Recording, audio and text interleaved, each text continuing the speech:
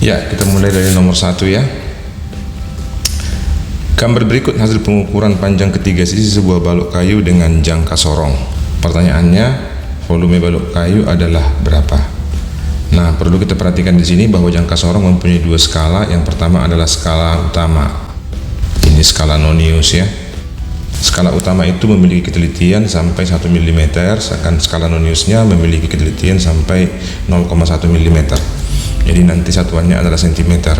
Nah, pertama kita lihat dulu untuk skala utama ada angka 7, ada angka 8. Nah, kita bergerak dari sini. Kita lihat di sini berarti ini 7,1, 7,2 dan seterusnya. Ini adalah 7,5. Maka nanti di sini dia menjelang 7,6. Berarti yang pertama kalau kita misalkan ini panjangnya, panjang itu kira-kira 7,6 berapa. Nah, kemudian kita perhatikan garis yang berimpit. Garis yang berimpit itu kalau kita lihat skala Nonius ini 0, berarti ini 1, ini 2, ini 3 dan seterusnya sampai 4 sampai 5. Maka yang berimpit adalah di sini. Maka nanti kita tambahkan, karena di sini yang berimpit angka 1, maka nanti panjangnya adalah 7,61. Nah, kemudian kalau untuk lebar kita lihat di sini juga ini 6, ini 6,1.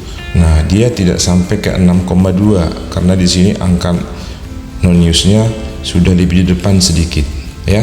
Maka perlu kita tulis di situ 6,1. Kemudian yang kedua, kita lihat garis yang berimpit. Garis yang berimpit itu ada di sini.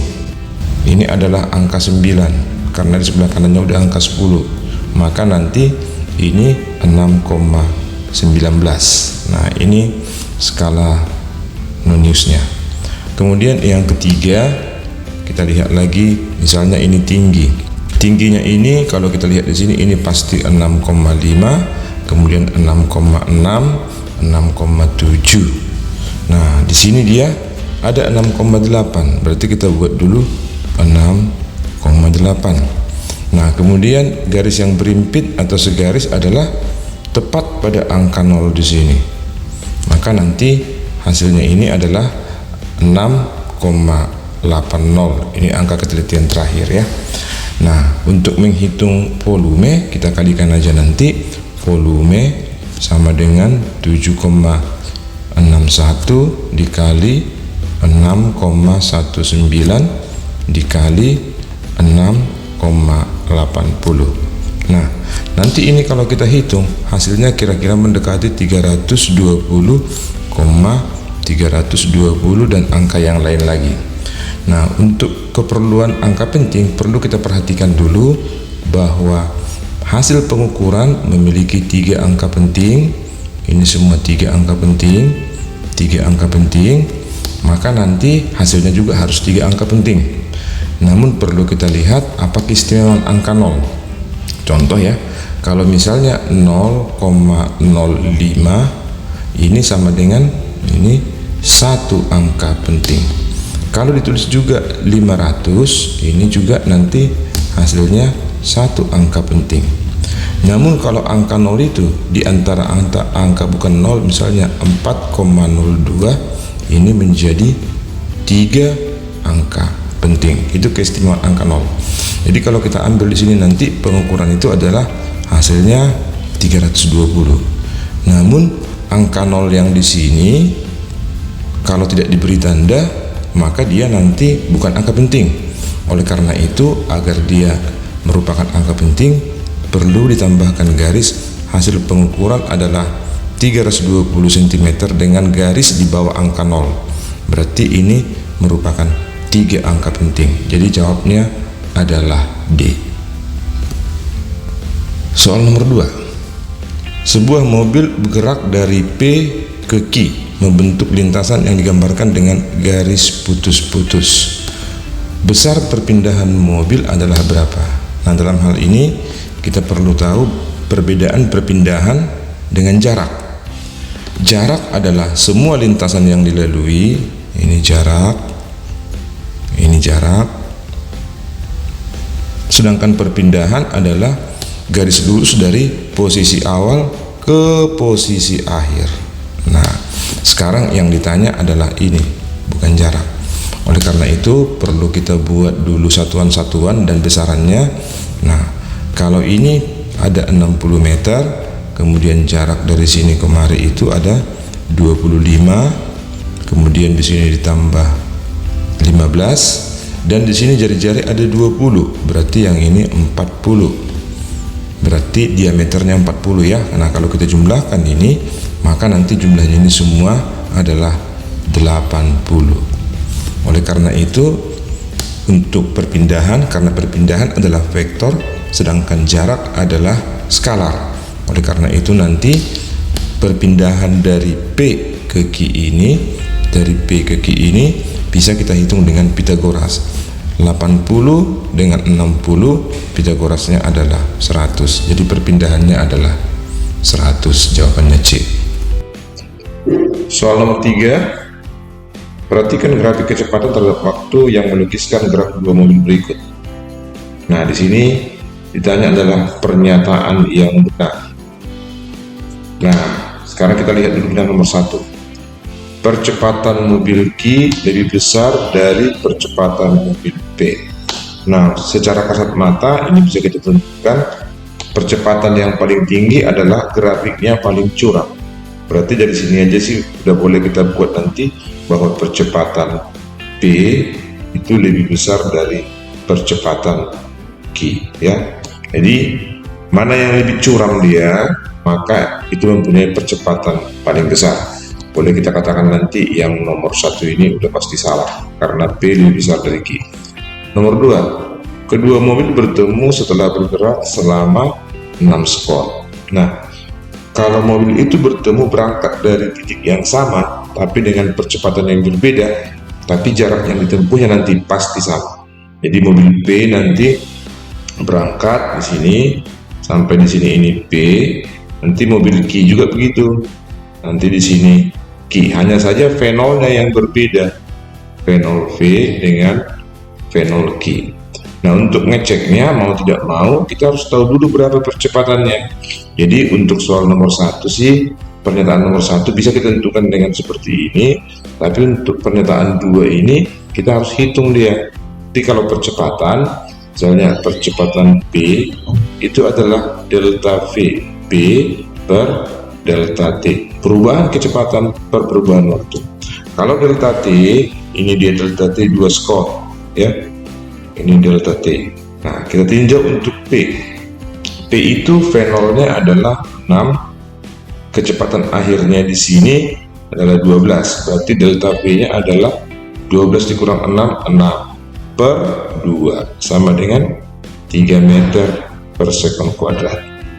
Nah, untuk si Q, untuk Q itu juga kita lihat awalnya di sini kecepatannya 8, sekarang jadi 12. Kalau begitu bisa kita hitung nanti perubahan kecepatannya adalah 12 dikurang 8 adalah 4 per 2, itu akan sama dengan 2 meter per second kuadrat. Ini kita butuhkan yang 2 ini untuk mencari persamaan nomor 2. Kedua mobil bertemu, jadi kalau dia nanti bertemu berarti jarak yang ditempuh si P pasti jarak yang sama dengan jarak yang ditempuh si Q. Kita mau cek ya setelah ini 6 skor di sini dia. Nah, kita kalau menghitung jarak kita gunakan rumus V0T tambah setengah AT kuadrat, dia akan sama dengan V0T untuk si Q ya, ini untuk si P, ini untuk si Q, tambah setengah AT kuadrat, ini juga untuk si Q. Nah, ini waktunya 6 detik ya, kita ambil dari sini, maka nanti V0 nya untuk si P adalah 6, berarti 6 kali time nya adalah 6 juga. Nah, kita ambil 6 tambah setengah dikali untuk si A itu kali 3 kali 6 kuadrat akan sama dengan sini juga nanti V0 nya adalah 8 untuk si Q, waktunya 6, nah, tambah setengah kali 2 terus dikali 6 kuadrat. Kalau ini sama berarti jawabannya benar, kalau tidak sama berarti salah. Nah, ini boleh kita coret dulu yang mau kita coret ya. 6 kali 6 ini 36, ditambah 36 ini dibagi 2, 18 kali 3 adalah 54. Sama nggak dengan 48 ditambah dengan 36. Nah, ternyata di sini kalau kita lihat hasilnya tidak sama. Berarti yang ini tidak sama. Ya. Tidak sama berarti kedua mobil bertemu setelah bergerak 6 sekon, berarti ini salah. Nah, kalau nomor 1, nomor 2 udah salah, ini udah pasti salah. Nomor satunya ini salah. Nah, di sini nomor 2 juga salah, ini juga nomor 2 salah, nomor 3, nomor 2 juga di sini salah. Berarti jawabannya adalah E. Tidak perlu kita buktikan ya, habis waktu nanti. Ya, sekarang kita coba nomor 4. Di antara pernyataan berikut ini ada 4 pernyataan. Sementara kita lihat langsung pertanyaannya. Berlaku pada gerak melingkar beraturan. Jadi yang berlaku, pernyataan yang berlaku pada gerak melingkar beraturan. Nah, untuk gerak melingkar beraturan, GMB namanya juga beraturan, berarti nanti kecepatan linearnya itu pasti tetap. Nah, itu artinya beraturan. Kemudian kecepatan sudutnya tetap. Tapi kalau arahnya, jadi kalau misalnya di sini gerak melingkarnya, bendanya sedang di sini, maka nanti ini V1, kemudian saat di sini V2. Nah, ini besarnya tetap, tapi arahnya berubah. Dan kecepatan sudut juga begitu. Kecepatan sudut arahnya kemari pertama, terus yang kedua arahnya nanti kemari lagi, dia juga berubah. Jadi kalau kita lihat nomor 1, kecepatan sudut tetap, kecepatan linear berubah. Nah, sudutnya tetap benar, tapi kecepatan linearnya berubah, itu adalah salah. Yang kedua, kecepatan sudut dan kecepatan linear arahnya berubah. Iya, sesuai dengan ini tadi, arahnya berubah. Oleh karena itu jawaban nomor 2 itu benar. Nomor 3, kecepatan sudut dan kecepatan linear arahnya tetap. Nah, ini juga salah, karena kecepatan sudut ini berubah, kecepatan linearnya juga berubah.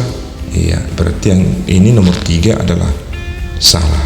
Kalau nomor 1 dan nomor 3 sudah salah, berarti ini salah, kemudian ini salah, dan ini salah. Udah pasti jawabannya adalah yang C, 2 dan 4 yang benar ya. Gak usah diteruskan, habis waktu. Soal nomor 5. Seorang pemain memasukkan bola basket ke dalam ring seperti gambar. Bila bola dilempar dengan kecepatan awal 10 meter per sekon serta sudutnya 30 derajat, ketinggian bola saat dilempar adalah berapa? Nah, saat mau dilempar, ketinggian bola adalah H di sini. Ini yang ditanya. Ya. Sementara tinggi ringnya itu adalah 3. Jadi boleh kita tarik dulu dari sini kemari. Nah, kita cari dulu nanti berapa tinggi yang ada di sini. I. Nah, sehingga nanti kalau sudah dapat I, boleh kita buat bahwa H sama dengan 3 dikurangi I. Nah, untuk kasus gerak parabola, kita harus tahu bahwa terhadap sumbu X, ya, terhadap sumbu X ini V-nya konstan. Dan kemudian kita harus tahu bahwa V0X itu adalah V0 cos theta, sehingga nanti ini alfa ya, boleh alfa boleh theta nggak apa-apa, sudutnya 37 derajat. Berarti nanti V0X nya itu akan sama dengan Vx karena dia konstan. Sepanjang perjalanan dari sini kemari itu V nya tetap. Oleh karena itu Vx nanti bisa kita tulis 10 ya, V0 nya 10, cos 37 adalah 0,8, sehingga hasilnya nanti 8 meter per second. Nah, kemudian rumus untuk mencari X itu adalah Vx dikali T, sehingga nanti boleh kita buat bahwa jarak ini adalah X 7,2 itu sama dengan Vx nya atau V0X nya adalah 8 kali T.